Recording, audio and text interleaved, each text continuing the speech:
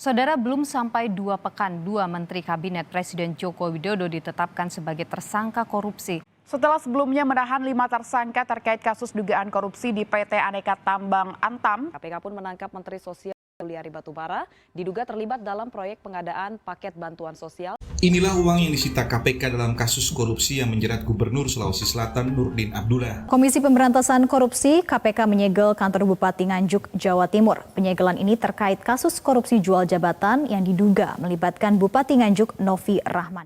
Nah, itu tadi adalah contoh beberapa kasus korupsi yang terjadi di Indonesia. Pasti teman-teman sudah sering mendengar berita tentang kasus korupsi kan? Sebenarnya apa sih yang dimaksud dengan korupsi?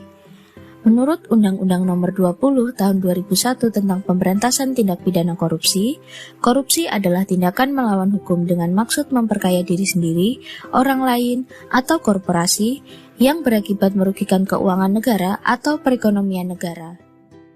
Korupsi terbagi ke dalam 7 jenis atau bentuk, antara lain kerugian keuangan negara, suap-menyuap, gratifikasi, penggelapan dalam jabatan, pemerasan, perbuatan curang, dan benturan kepentingan dalam pengadaan.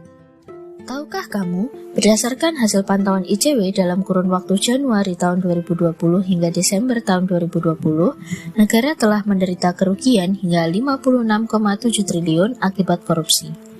Jumlah ini naik 4 kali lipat dibanding tahun 2019 dengan kerugian sekitar 12 triliun.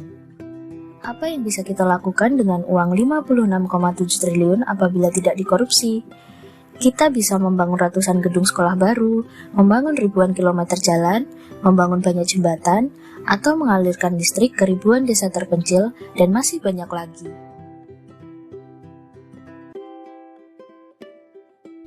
Pada tahun 2020, Indeks Persepsi Korupsi Indonesia mengalami penurunan hingga 3 poin. Kini skor CPI Indonesia berada pada angka 37 dari sebelumnya yang mencapai skor 40. Dengan turunnya skor IPK, posisi Indonesia pun melorot dari peringkat 85 menjadi 102 dari 180 negara. Merosotnya IPK ini tentu menjadi catatan serius bagi upaya pemberantasan korupsi di Indonesia. Tanggung jawab ini tidak hanya berada di pundak KPK, tetapi juga kita bersama.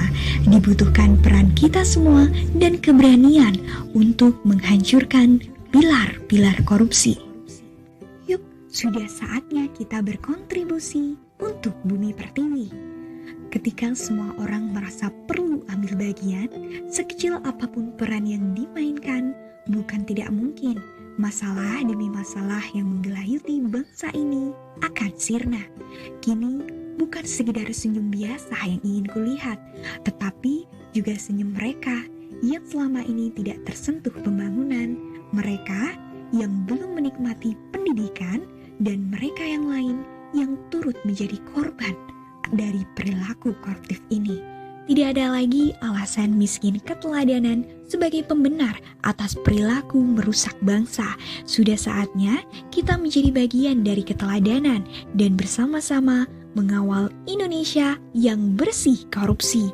Apa yang kita lakukan mungkin tidak seberapa, namun bisa membangun momentum dan menjadi bagian bagi perbaikan bangsa.